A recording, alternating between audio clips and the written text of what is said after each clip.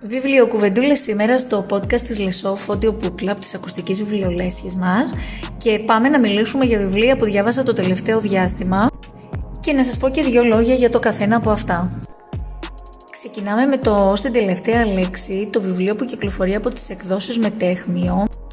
Storytime είναι ένα βιβλίο που έχει εκδοθεί ακριβώς την ημέρα των γενεθλίων μου, και αφού είπαμε αυτές τις πολύ σημαντικές πληροφορίες, πάμε να δούμε 2-3 βασικά χαρακτηριστικά του, καθώς είναι ένα βιβλίο που για μένα ήταν ένα από τα φετινά μου πεντάρια. Ένα βιβλίο που, όπως διαβάζουμε στο οπισθόφυλλο, πρόκειται για μια ιστορία για την αγάπη, τη φιλία και τη σημασία να αποδεχόμαστε τον εαυτό μας όπως είναι. Μια ιστορία η οποία βασίζεται σε πραγματικά πρόσωπα, όπως μας αποκαλύπτει η ίδια η συγγραφέας, και που έχει βασιστεί σε πολύ φυσικά προσωπική της έρευνα. Ένα βιβλίο που περιγράφει, αναφέρεται και αφορά τη ζωή της Σαμ, η οποία είναι ένα κορίτσι στην εφηβεία και η οποία πάσχει από ιδεοψυχαναγκαστική διαταραχή. Το βρήκα πάρα πολύ ενδιαφέρον, πάρα πολύ ξεχωριστό, πάρα πολύ σπουδαίος προς το θέμα που πραγματεύεται και πάρα πολύ καλός προς τον τρόπο που το κάνει. Σειρά έχει το Sunbringer, το δεύτερο βιβλίο της σειράς, η έκπτωτη της συγγραφέας Χάνα Κάνερ, που κυκλοφορεί από εκδόσεις Μίνωα. Αναφέρομαι σαφώς σε αυτά τα βιβλία με τα υπέροχα, καταπληκτικά, φανταστικά εξώφυλλα. Είναι ένα βιβλίο λοιπόν το δεύτερο, στο οποίο ουσιαστικά έχουμε αυτό που γίνεται σε πάρα πολλές τριλογίες που έχω έτσι συναντήσει, είτε συγγραφικά είτε τηλεοπτικά. Είναι αυτό το βιβλίο που εγώ ονομάζω το βιβλίο της μάχης. Τέλος πάντων, δεν είναι όλο το βιβλίο μάχη προφανώς, αλλά η ουσία είναι η εξέλιξη των πραγμάτων, αλλά και των 4 πρωταγωνιστών σε αυτό το βιβλίο, που φυσικά μας κάνει πάρα πολύ να ανυπομονούμε για το επόμενο της σειράς. Συνεχίζουμε με το μεγάλο πεντάρι μου, όχι μόνο του τελευταίου καιρού, αλλά όλης της φετινής χρονιάς. Δηλαδή θεωρώ ότι ξεκάθαρα είναι μέσα στο top 10 των βιβλίων του 24 για μένα, και μιλάω φυσικά για την Κλητεμνίστρα, την οποία λάτρεψα πραγματικά. Κυκλοφορεί από εκδόσεις Μίνωας και έχω γράψει άρθρο στο Ginger Pens, έχω κάνει παρουσίαση στη σελίδα. Νομίζω ότι ό,τι και να πω παραπάνω θα είναι απλά από την ατελείωτη όρεξη να μιλάω για αυτό το βιβλίο, που πραγματικά θεωρώ εξαιρετικό.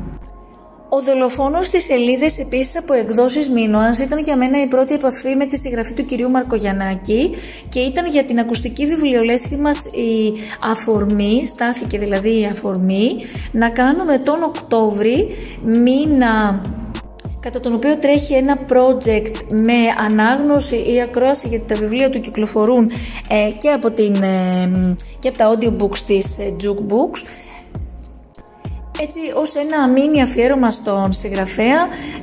Halloween έρχεται έτσι κι αλλιώς, οπότε η γραφή του ταιριάζει κατά τη γνώμη μας αρκετά. Το «Ήμασταν ψεύτες» από Διόπτρα ήταν ένα βιβλίο που για μένα δεν έφτασε ούτε το hype ούτε το αναμενόμενο. Ήταν ένα βιβλίο που δεν μου τέριαξε πολύ, δεν πήγε πολύ καλά. Γενικώς εννοώ ως προς το πόσο συνδέθηκα με τους πρωταγωνιστές, το πόσο μου άρεσε η ιστορία και γενικώς το πόσο ταιριάξαμε.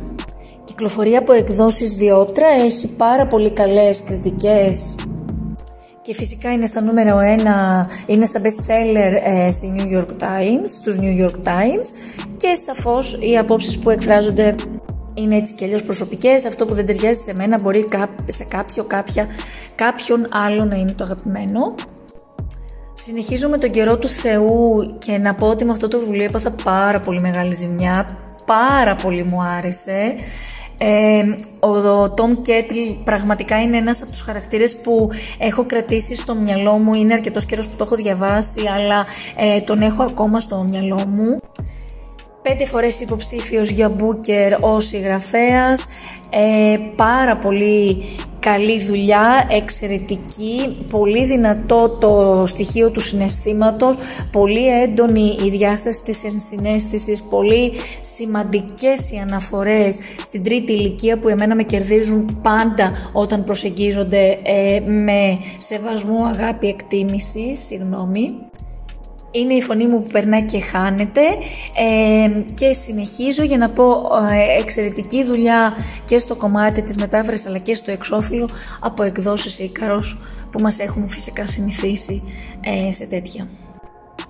Η απολογία του Λούσιο από εκδόσεις Νίτσος είναι το βιβλίο που για μένα ήταν ίσως εκτός comfort zone για τα αναγνωστικά μου δεδομένα ως προς την περιγραφή. Στην πράξη όμως ήταν ένα βιβλίο που αγάπησα πάρα πολύ, με ενθουσίασε, ξετρελάθηκα πραγματικά. Από τις ιδρυτικές πένες του πορτογαλικού μοντερνισμού συγγραφέας και μια νουβέλα που με κέρδισε πάρα πολύ. Έχω γράψει πιο αναλυτικά και στο blog μου στο wordpress.com, στο Hellenion Lexicersions. Και συνεχίζω με το αγαπημένα πράγματα από εκδόσεις Μετέχμιο, ένα βιβλίο που επίσης έχει συζητηθεί πολύ, επίσης δεν μου τέριαξε, η αλήθεια είναι.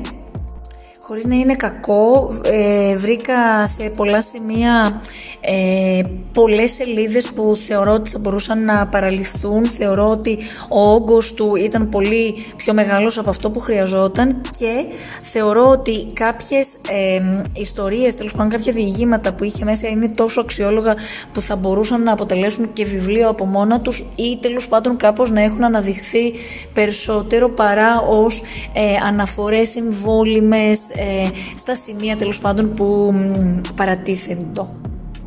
Παρ' όλα αυτά, ως ιδέα πάρα πολύ ενδιαφέρον βιβλίο και η γραφή ενδιαφέρουσα, δεν θα την έλεγα κακή. Θεωρώ ότι πλάτιασε σε μεγαλύτερο βαθμό από αυτό που χρειαζόταν. Αυτό μόνο. Κατά τα άλλα, ένα βιβλίο που κυλάει ευχάριστα και αρκετά γρήγορα, δεν κουράζει με την έννοια αυτή του να σε κάνει, ας πούμε, να βαρεθείς ή να θες να προχωρήσει και αυτό να κολλάει.